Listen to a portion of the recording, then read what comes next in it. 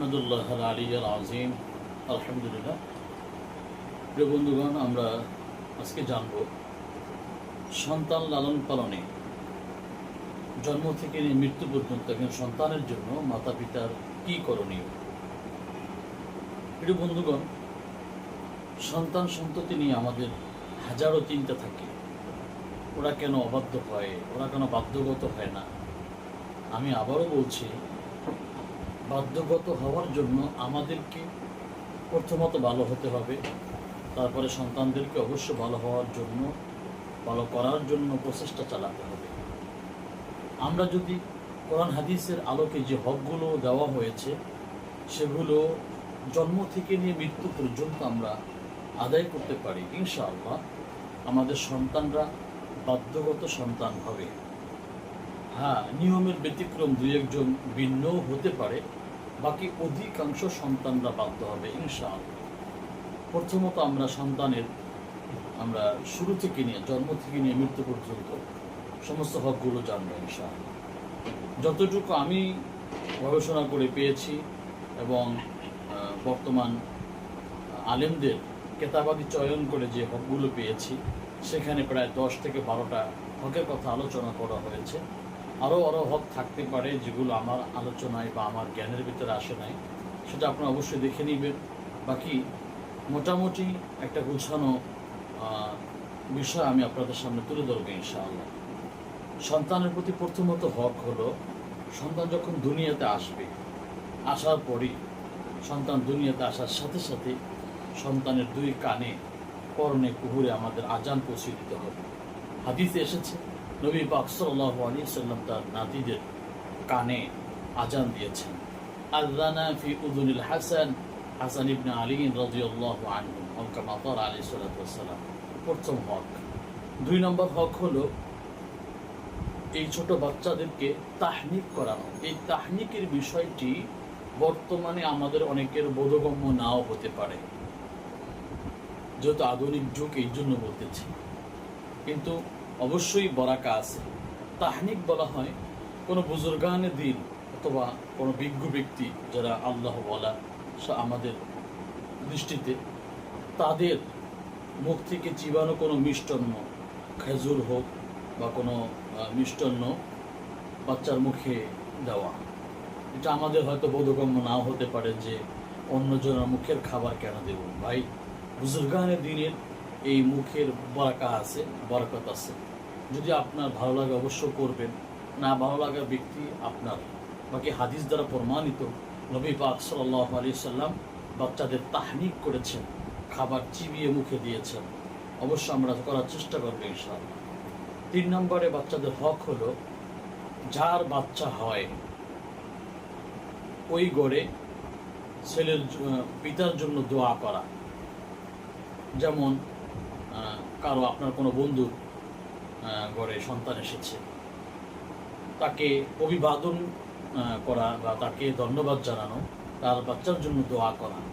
জাআলাহুল্লাহু মুবারাকান আলাইকা ওয়া আলা উম্মতি মুহাম্মদ সাল্লাল্লাহু আলাইহি ওয়াসাল্লাম, দোয়া করা। এই দোয়াগুলো করে তার জন্য দোয়া করা। 4 নম্বর হক হলো বাচ্চার আকিকা সম্পন্ন করা। আকিকা আমরা অনেক ক্ষেত্রেই বুঝি না, আকিকা কখন করতে হয়, কখন দিতে হয়। আকিকা মনে হয় আমরণ দিতে হয়, আমরণ টাইম। হ্যাঁ, আমরণ আপনি জন্ম থেকে নিয়ে মৃত্যুর আগে যে কোনো টাইমই আকিকা দেওয়া জায়েজ, আকিকা দেওয়া যায়। আকিকা দেওয়ার মূল টাইম কখন সেটা আমরা অনেকেই জানি না। আকিকা দেওয়ার মূল টাইম হলো বাচ্চার বয়স যখন 7 দিন হয়। হাদিস এসেছে 7 দিন, না হয় 14 দিন, না হয় 21 দিনের মাথায় বাচ্চাদের আকিকা করানো। আকিকা বলা হয় আকুন, মানে চুল কামানো বা মাথা মুন্ডন করা।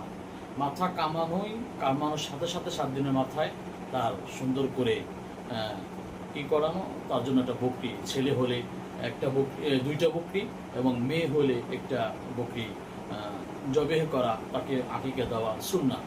কিন্তু আমরা অনেক ক্ষেত্রে আকিকাটা দীর্ঘদিন পর্যন্ত প্রলম্বিত করে দিই না। 5 বছর, 7 বছর, 10 বছর বয়স হয়ে যায় তারপরে দিই। হ্যাঁ, মৌলিকভাবে দেওয়া জায়েজ, কিন্তু হক হলো বাচ্চা দুনিয়াতে আসার পরে 7 দিন, 14 দিন, 21 দিনের মাথায় দেওয়া।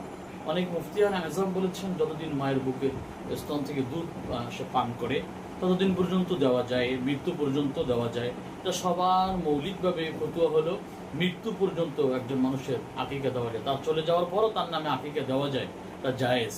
কিন্তু উত্তম হলো আমাকে 7, 14, 21 দিনের মধ্যেই কমপ্লিট করা। আমরা বুঝেছি আশা করি ইনশাআল্লাহ। 5 নম্বর হক হলো সন্তানের জন্য তার সুন্দর একটা নাম রাখা। এই যে নানান ধরনের নান্টু বল্টু সান্টু, এই যে সেন্টিমেন্টু, এই সমস্ত নাম আমরা রাখবো না ইনশাআল্লাহ। আমরা তাদের জন্য আব্দুর রহমান, আব্দুল্লাহ, মোহাম্মদ, এরকম যে সুন্দর সুন্দর নাম আছে, যে নামগুলো অর্থবহ, এই নামগুলো আমরা রাখবো ইনশাআল্লাহ। তারপরে 6 নম্বর তার হক হলো ইমানি তরবিয়ত দেওয়া। দেখেন, একটা বাচ্চা দুনিয়াতে আসার পরে তার সর্বপ্রথম যে হকটা হলো তাকে শুরু থেকে নিয়ে ইমানের ভিতরে রাখা। হাদিস এসেছে, কুল্লু মাউলুদ ইউলাদু আলাল ফিতরা ফাআবাওয়াহু ইউহাবিদানিহি আও ইউনাসসিরানিহি আও ইউমাজ্জিসানিহি আও কামা ক্বালা আলাইহিস সালাতু ওয়াস সালাম। প্রতিটি বাচ্চাই দুনিয়াতে এই এইভাবেই আসে যে ও জান্নাতি, ও মুমিন, কিন্তু আমরা কেউ ইহুদি, কেউ নাসারা, খ্রিস্টান তাকে বানায় ফেলা। সেটা কিভাবে ভাই? পরিবেশের কারণে, আমাদের পরিচর্যার কারণে একটা সন্তান খারাপ হয়ে যায়। আমি বিস্তর আলোচনা করব না, শুধু হকগুলো সংক্ষেপে বলতেছি। আমরা ইমানি তরবিয়ত দেবো। কোরআনুল কারীম সূরা তাহরিমের 6 নম্বর আয়াত আল্লাহ বলছেন, ইয়া আইয়ুহাল্লাযীনা আমানু কু আনফুসাকুম ওয়া আহলিকুম নারা, protect yourself and your families. প্রিয় বন্ধুগণ, আমরা নিজেকে জাহান্নাম থেকে বাঁচাবো এবং পরিবারকে বাঁচানোর চেষ্টা করব। ইমানি তরবিয়ত যেটা বললাম 6 নম্বর।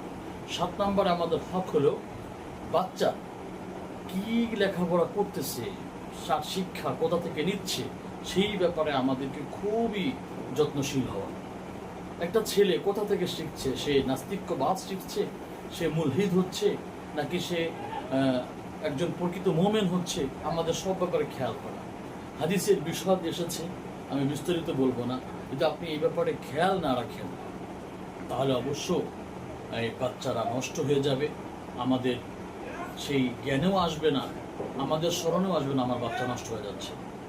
8 নম্বরে বাচ্চার জন্য করণীয় হলো তাকে, তাদের আরও সন্তান থাকলে, কারো যদি আরও 2 জন 4 জন 5 জন সন্তান থাকতেই পারে, কারো 2 সন্তান ছেলে মেয়ে, কারো 5 জন, এই যে সন্তানাদির ভিতরে ভালোবাসা দেওয়ার ক্ষেত্রে, হক দেওয়ার ক্ষেত্রে আমরা সমঝোতা করবো ইনশাআল্লাহ। তাদের মাল দৌলত বন্টন করার ক্ষেত্রে আমরা সমঝোতা করব। একজনকে বেশি একজনকে কম আমরা কখনোই করব না। কোরআন হাদিস যতটুকু তাকে প্রাপ্য দিচ্ছে ততটুকু আমরা দেওয়ার চেষ্টা করবো ইনশাআল্লাহ। যদি না দিই তাহলে অবশ্য এক সন্তান আপনাকে ভালোবাসবে আর এক সন্তান আপনাকে ভালোবাসবে না দুনিয়াতে। আখেরাতেও অবশ্যই আপনি মামলা আল্লাহর কাছে, অবশ্যই আল্লাহ তাআলার কাঠগড়ে আপনাকে দাঁড়াতে হবে। হ্যাঁ, যদি সন্তান এমন হয় বদদিন, আর একটা ছেলে নেককার, ওই বদকারে আপনি সম্পদ দিলে সে নষ্ট করে ফেলবে, খারাপ জায়গায় কাজে লাগাইবে, সেটা ভিন্ন কথা। কিন্তু তার হক নষ্ট করার জন্য আপনি কখনোই কোনো সন্তানের ক্ষেত্রে আপনি বৈষম্য করবেন না ইনশাআল্লাহ, আশা করি। 9 নম্বর হলো বিবাহর বয়স হয়ে গেলে তাকে বিবাহ করে দেওয়া। ফাইদা বালাগা ফালিয়ুযাওবিজহু, যখনই বয়স হল বিবাহ করিয়ে দিবেন। যদি বয়স হওয়ার পরে বিবাহ করাই না দেন আর যদি গুনাহ করে, তাহলে এর জন্য একজন মাতা পিতা দায়ী। আমি বিস্তর বলছি না। 10 নম্বরে একজন সন্তানের জন্য করণীয় হলো বিবাহর ক্ষেত্রে বাড়াবাড়ি না করা। তার চয়েস যেখানে আছে সেখানে আপনি বিবাহ করান, যদি কুফু মিল থাকে। আর যদি কুফু মিল না থাকে অবশ্যই সেটা আপনারা খেয়াল রাখবেন।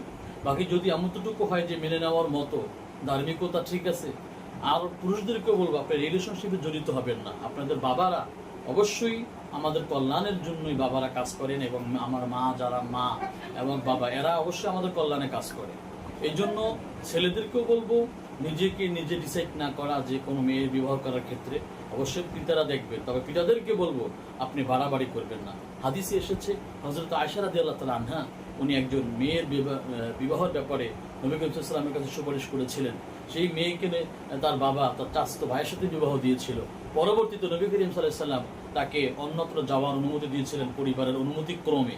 তো সুতরাং অবশ্য আমরা এদিকে খেয়াল রাখবো যে যাতে করে আমরা বিবাহ করানোর ক্ষেত্রে পিড়াপিড়ি না করি।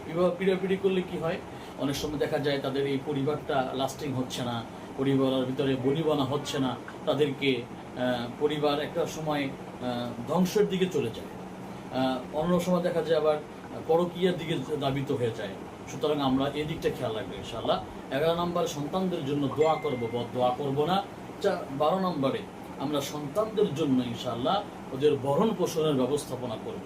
দেখেন প্রিয় ভাই, দুনিয়াতে সন্তান আনলেই চলবে না, আপনি তো আনার মালিক না, বাকি আপনি আনার মাধ্যম। আল্লাহ পাক আপনাকে আমাকে দান করেন, কিন্তু আমাদের খেয়াল রাখতে হবে সন্তান দুনিয়াতে আসার পরে ওদের যা কিছু প্রয়োজন হয় আমার সাধ্য মতো প্রচেষ্টা করা। হ্যাঁ, যদি সাধ্যের বাহিরে চলে যায় ভিন্ন কথা, বাকি আমাদের সন্তানদের ভরণ পোষণের কথাও খেয়াল রাখবে ইনশাআল্লাহ। আমি যে কথাগুলো বললাম, যেই 12টা হকের কথা বললাম, আশা করি যে আপনারা পুঙ্খানুপুঙ্খানু আদায় করতে পারেন, আমল করতে পারেন, আপনার আমার সন্তানরা নেককার সন্তান হিসাবে হবে এবং ওরা অবাধ্য সন্তান হবে না, বাধ্যগত সন্তান হবে ইনশাআল্লাহ তাআলা। আল্লাহ তাআলা আমাদের সকলকে এই কথাগুলোর উপরে আমল করার তৌফিক দান করুন। আমিন। আসসালামু আলাইকুম ওয়া রাহমাতুল্লাহ।